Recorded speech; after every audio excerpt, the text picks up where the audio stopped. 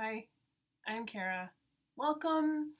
Today I'm going to talk about drinking alcohol with multiple sclerosis. Is it right? Is it wrong? Good? Bad? I don't know. I have a lot of experience with it though, and I would like to share. So for me, I didn't even really start drinking alcohol until I got diagnosed with MS at age 28.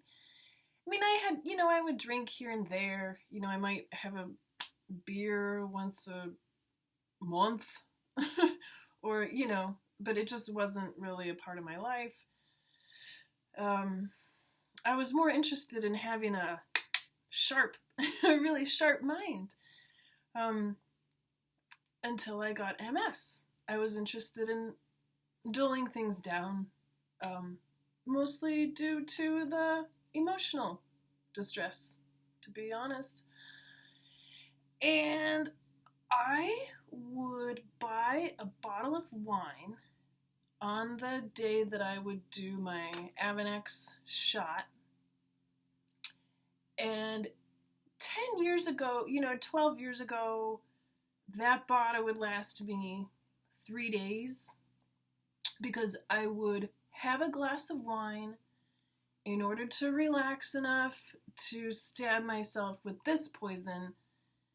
I would drink a different kind of poison just to make it feel better.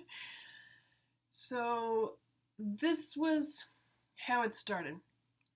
I will say the first injections of these, I was using my leftover Valium. I had some Valium from, the first MRIs, and I had a couple left over, and I don't know, it just occurred to me one night before the shot that, what if I had a Valium first? Maybe that would help. And to be honest, it did help a lot. It just did. I didn't have all of the fear so much about stabbing myself with this stuff. And the worst part about having to stab yourself with this stuff, well, pretend it's Avonex, was that it makes you sick.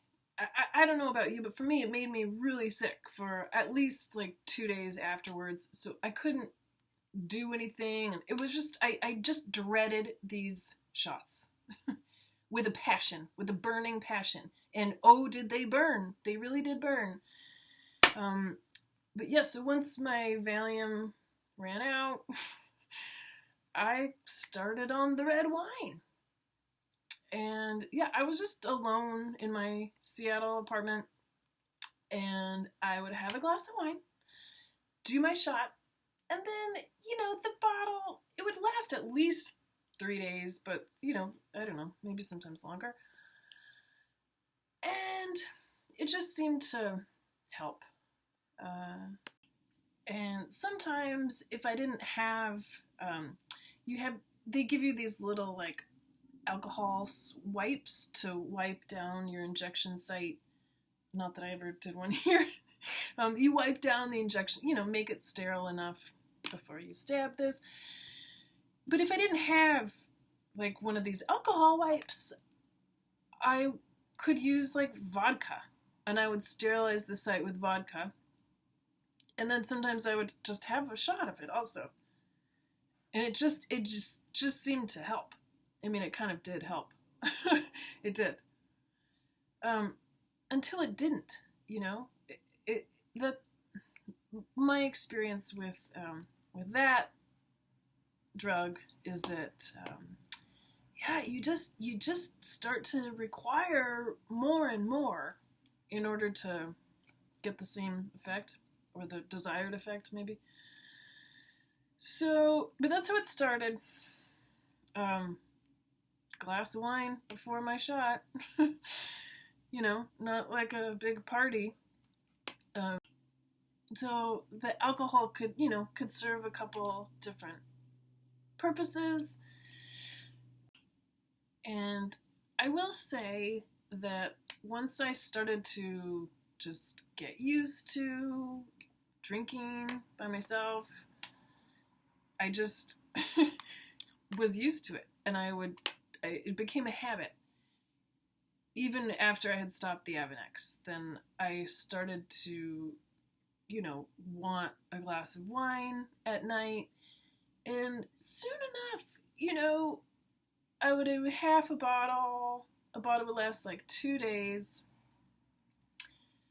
and eventually I would just develop a habit where I would drink at least an entire bottle of wine a night, not for this purpose anymore, but because of this purpose, really. So fast forward a couple of years to a time when I was off the MS meds, and I was feeling really good in my body. I hadn't had a relapse at that point in maybe 6 months, and I was really feeling good. And I went on a date. This first date was a brunch. It was great. I really liked the guy. I really liked him. And I was so excited when he called me the next day to see if I wanted to hang out again. Maybe I would want to meet him for beers. Yes, I did. Sunday afternoon. Sure, let's meet for beers. So I was feeling good and relaxed, and I decided to share that I have multiple sclerosis. And I said it in a way, I just told him why I was going to acupuncture at the time. I was like, oh yeah, acupuncture really helps me. Oh yeah, I started, using it for multiple sclerosis. And wow, I feel so great, And I had just gotten back from this trip to Africa, which I'll talk more about later, but I really was feeling good and strong and adventurous and alive and happy. And yeah, I just also mentioned why I was, had gone to acupuncture. So that was the context. I wasn't like, oh, I have to tell you. It was just like, oh yeah, I go to acupuncture too. And whatever. So then, we say eventually goodbye, maybe I'll, see you later. But what happened? Then he calls me a couple days later, and Kara, I have to tell you something. You're a really sweet girl, but I can't date you because of your multiple sclerosis. I'm worried that I'm gonna have to take care of you after 20 years. Should we, He didn't even say should. He was just like, I just don't want to have to take care of you after 20 years. He said that after 2 dates. We didn't even kiss. We didn't even, we didn't even kiss. There was no romance, right? So, okay, so he said, but I think you're really sweet, and, I would like it if we could still be friends. Wow, no, I just took a deep breath, and I said, my friends don't even see me as somebody who has multiple sclerosis. That's not part of their thing with me. I am me.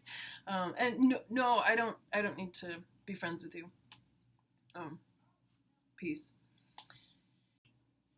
And then at 3:00 in the afternoon on a, Tuesday or something. It was Tuesday because I had seen him last on Sunday.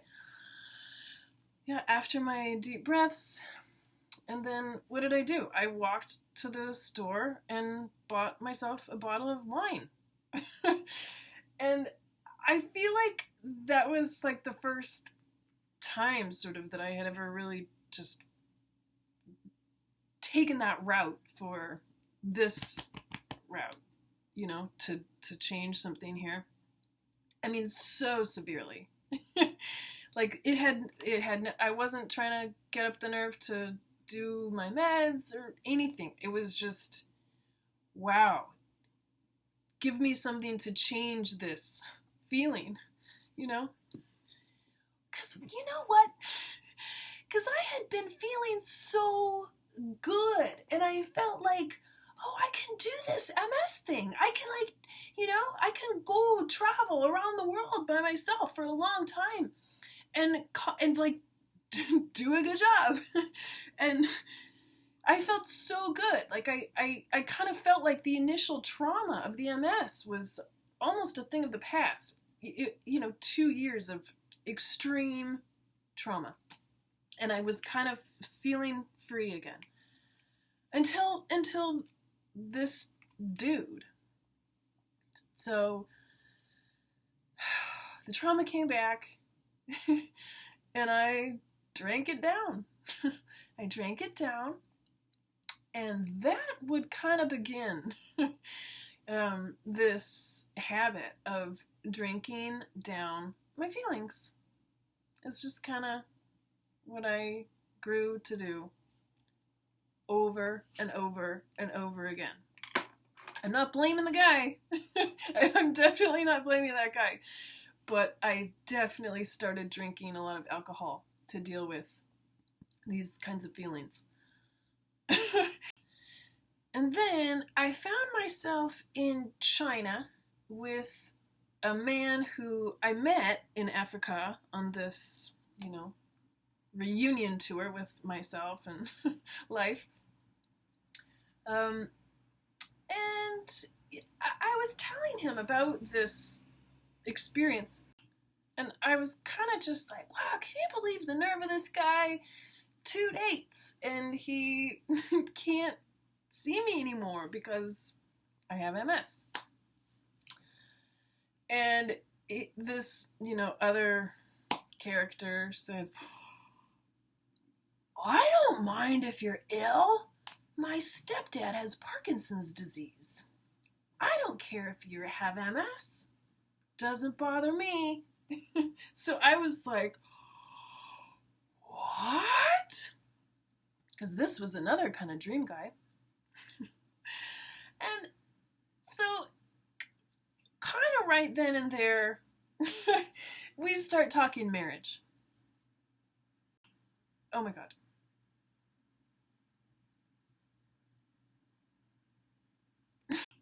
So, things were moving really quickly. But I will say, we didn't sleep together. He was really sick. We were staying in hostels in China. But there was a strong, strong love affair in the air between us. Right? I was living in Seattle. He was living in Belgium. It seemed safe enough, really. So, yeah, we did this kind of long-distance romance, and started talking more and more about marriage. And, I thought it was just kind of a funny thing to think about, funny to talk about. It just seemed just, like, ridiculous, right, to marry someone that I had only spent literally, like, 5 days with. But, we were friends, ish, and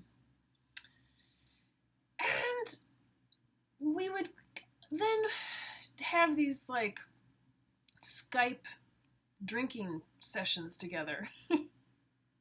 we would have Skype dates, and we would, like, drink alcohol together. It was kind of fun, He's a Scottish guy, and he loved to drink. He really did. Scottish guy in Belgium. The beer.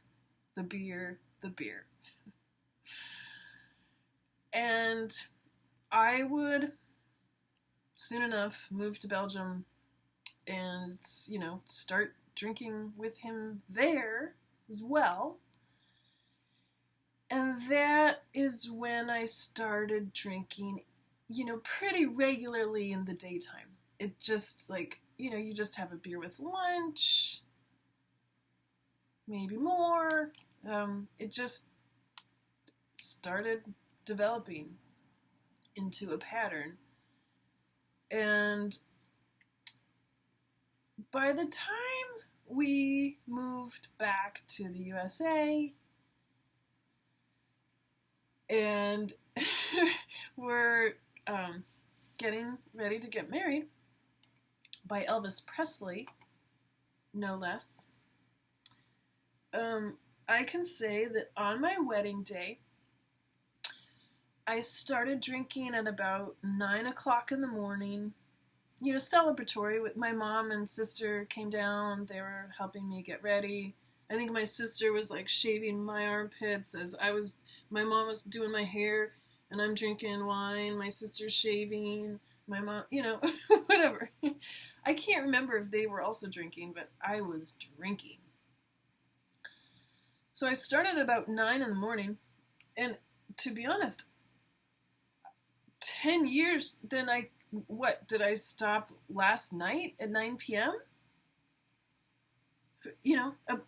Like a decade-long bender. I drank a lot of alcohol. A lot. Over the course of a decade. Like, I want to cry.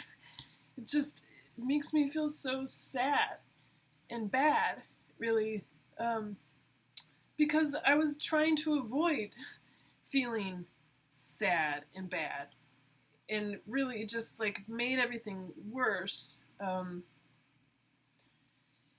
because I wasn't actually addressing anything like head on in the moment. I was like, as much as I could, just try to be like, okay, okay, yeah, let's go. Let's go, guys. But it makes me feel sad because I got myself into so many situations that caused a lot of suffering for this life and probably, many other people. It's really it's a sticky poison, and it's not good for the nervous system. It's a neurotoxin. It's like the opposite of good for the nervous system. And really what I should have been doing this whole time is just nourishing my nervous system instead of pouring fire on the flames. Pouring alcohol on the flames, igniting the fire even bigger, both internally and externally. And like the first example of a really poor choice on my part was at the reception. I was so drunk by the end of the day, and I wanted to tip the nice people who were serving us, our nice celebratory dinner. But I didn't realize that with a party of X amount of people, they already add the tip for you, so you don't have to worry about it. So the tip was already included in the bill. But then what did I do? I probably added another 20% to that, and I ended up tipping them like, it must have been total like $600 tip. I was drunk. And I didn't have a lot of money. But that's what I did. That was one of the kinds of things that I would kind of do.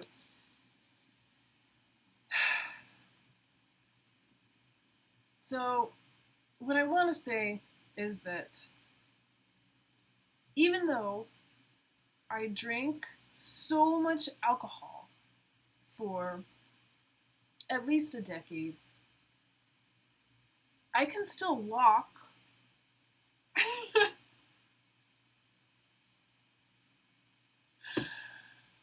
I can still see.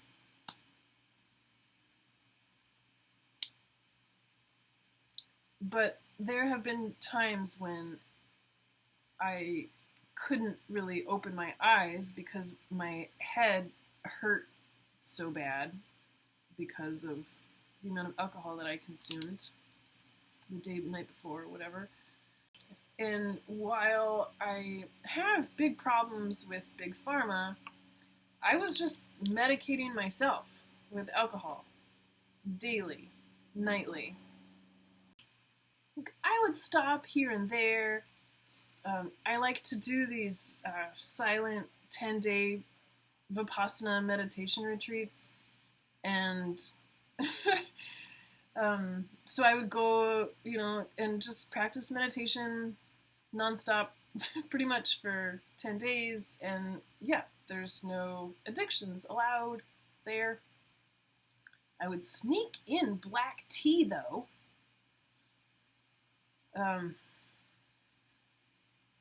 Anyway, so I would go, like, the longest I would go in the past decade without drinking was like 11 days for these retreats. I think I did 3 of these retreats in the past decade. And yeah, that's so one negative consequence, another negative, like, besides all the stupid things that I did, and this is why I'm interested in stopping drinking now, is because I recently had some blood work done, and the findings were not really good. I've started to develop a form of anemia, most likely due to alcohol consumption, because alcohol depletes your body of the B vitamins, and the B vitamins are what help you they just help you stay alive in a healthy way. It was like I was starting to feel like I couldn't breathe, like couldn't get enough air. I think that's a sign of anemia. But anyway, the blood work just showed it. So this is just part of my experience with alcohol consumption and multiple sclerosis. It's like long after I was having really any trouble with MS, then I started to have a lot of trouble with alcohol. So pick your poison, I guess, right? Pick your poison. For now, my glass is empty. I'll drink to that. Thanks for listening.